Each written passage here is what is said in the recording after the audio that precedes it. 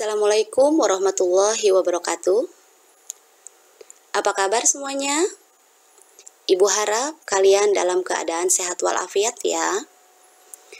Minggu lalu, kalian sudah belajar menelaah struktur surat pribadi.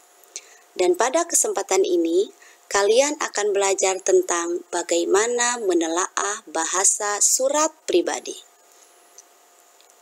Oke, baik. Sudah siap menyimak penjelasan dari Ibu? Bagus. Sekarang, tolong fokus dan perhatikan. Ciri bahasa surat pribadi terdiri dari 4. Yang pertama adalah bahasa yang digunakan tidak formal. Apa maksud dari tidak formal? Tidak formal artinya bahasa yang digunakan tidak resmi atau menggunakan bahasa sehari-hari. Meski demikian, kalian harus tetap memperhatikan kesantunan dalam berbahasa.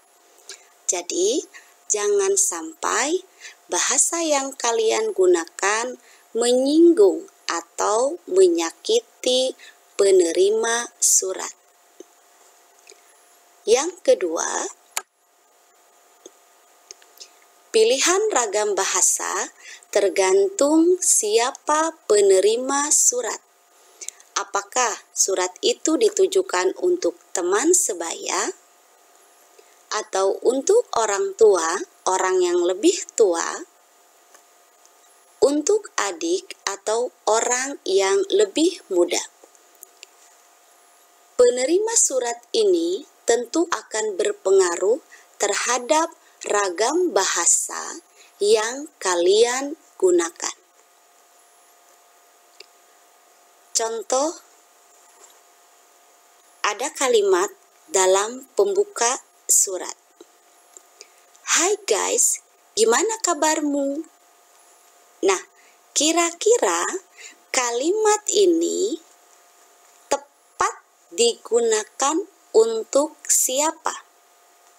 Apakah untuk teman sebaya? Apakah untuk orang tua? Atau untuk orang yang lebih muda? Ya, bagus. Jawabannya adalah untuk teman sebaya. Kenapa untuk teman sebaya?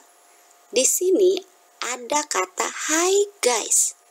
Ini adalah kata-kata gaul yang biasa digunakan oleh anak-anak muda, sehingga tidak cocok diberikan untuk orang tua. Ya, jadi sekali lagi penerima surat akan berpengaruh terhadap ragam bahasa yang digunakan. Ketiga, menggunakan kata sapaan. Ada yang tahu di antara kalian apa itu kata sapaan? Ya, kata sapaan adalah kata yang digunakan untuk menegur atau menyapa orang yang diajak bicara atau menggantikan nama orang ketiga. Contoh, perhatikan baik-baik kalimat di bawah ini. Aku harap nenek dan kakek baik-baik saja. Dalam kalimat ini terdapat kata nenek dan kakek. Nenek dan kakek merupakan kata sapaan yang biasa kita gunakan untuk menyapa orang tua dari ayah atau ibu kita. Jadi kita tidak menggunakan namanya, melainkan menggunakan kata sapaan. Contoh kata sapaan yang lain bisa ketika kita menegur atau menyapa orang tua. Bisa menggunakan kata ibu, bisa menggunakan kata mama, atau mungkin yang lainnya. Ada yang tahu apa? Ya, ada yang biasa menyebutnya umi, bahkan mungkin ada yang emak juga ya. Itu tergantung kalian menggunakan kata sapaan yang mana. Sampai di sini dulu. Paham apa yang Ibu sampaikan? Baik. Yang terakhir, yang keempat adalah menggunakan kata ganti. Kata ganti adalah kata yang berfungsi untuk menggantikan kata benda atau orang tertentu yang tidak disebut secara langsung. Contoh kata ganti yang pertama adalah kata ganti orang ke satu. Ada aku, saya, atau kami.